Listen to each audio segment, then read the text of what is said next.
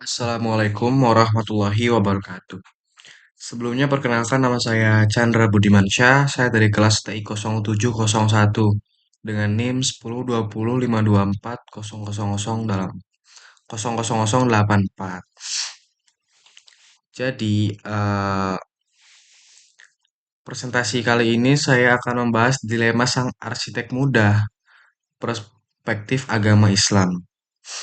Tuh.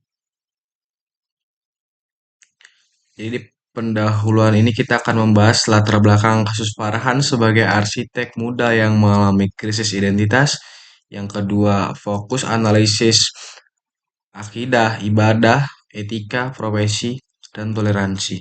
Terus yang terakhir ada tujuan presentasi, mengkaji masalah dengan dalil dan pandangan ulama. Gitu.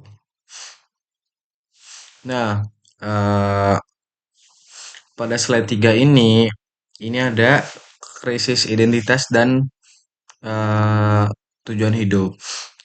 Masalah pertama adalah krisis identitas yang dialami Farhan.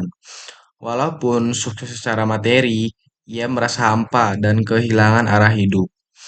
Dalam Islam, hal ini berkaitan dengan pemahaman tujuan hidup manusia.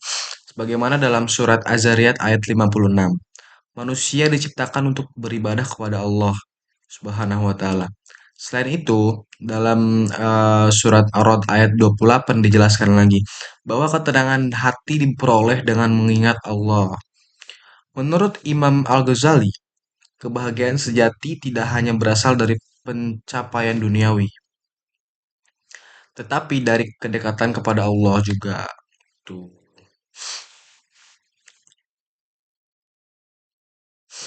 Oke, masalah yang kedua ini berkaitan dengan implementasi iman. Jadi Farhan mulai disiplin menjalankan sholat dan gemar berbagi kepada sesama. Ini menunjukkan bahwa iman tidak cukup hanya diyakini dalam hati, tetapi juga harus diwujudkan dalam amal saleh, gitu amal soleh. Dalam surat Al-Baqarah ayat 43 ini terdapat perintah mendirikan sholat, dan pada ayat 261 ini dijelaskan keutamaan sedekah. Jadi, hubungan antara iman dan amal merupakan satu kesatuan yang tidak dapat terpisahkan. Gitu.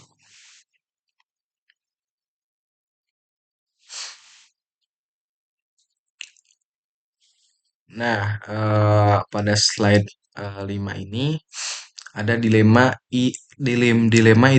etika profesi. Farhan diminta merancang bangunan yang secara fungsi diragukan menurut syariat. Di sini muncul persoalan apakah seorang muslim boleh terlibat dalam sesuatu yang berpotensi mendukung kemaksiatan. Nah, dalam surat Al-Maidah ayat 2 dijelaskan agar tidak tolong-menolong dalam dosa dan permusuhan. Gitu. Selain itu, terdapat kaidah fikih al-wasi'il laha aham al-makasid. Artinya, sarana mengikuti hukum tujuan. Jadi, jika tujuan akhirnya bertentangan dengan syariat, maka sarananya juga perlu dipertimbangkan secara hukum Islam. Gitu.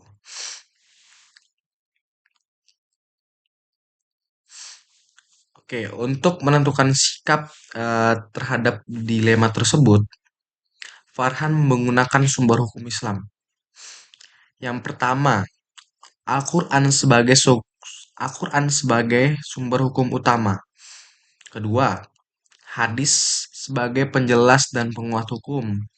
Ketiga, ijma yaitu kesepakatan para ulama.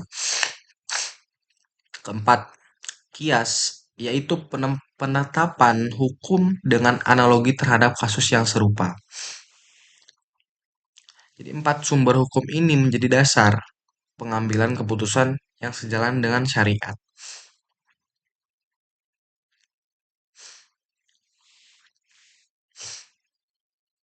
Masalah keempat adalah konflik penggunaan ruang ibadah di kantor.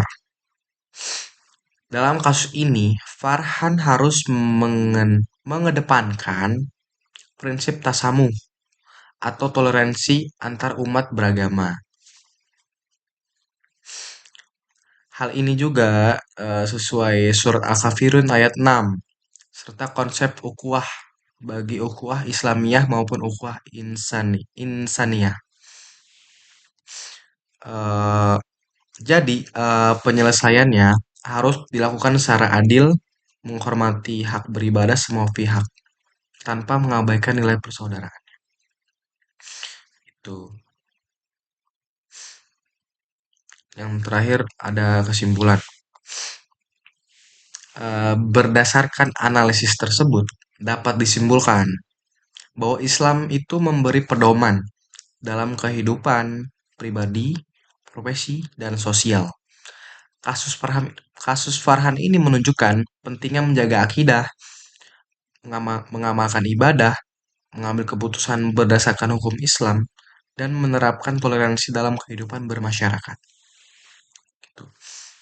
Dan yang terakhir ini ada eh, penutup atau referensinya. Jadi referensi yang saya dapatkan itu dari Al-Quran, hadis, dan pandangan Imam Al-Ghazali. Terus yang kedua, yang terakhir ini referensi saya dari materi perkuliahan agama Islam. Itu. Jadi kurang lebih seperti itu penjelasan dari saya.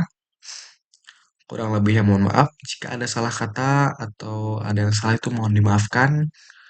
Saya tutup. Wassalamualaikum warahmatullahi wabarakatuh.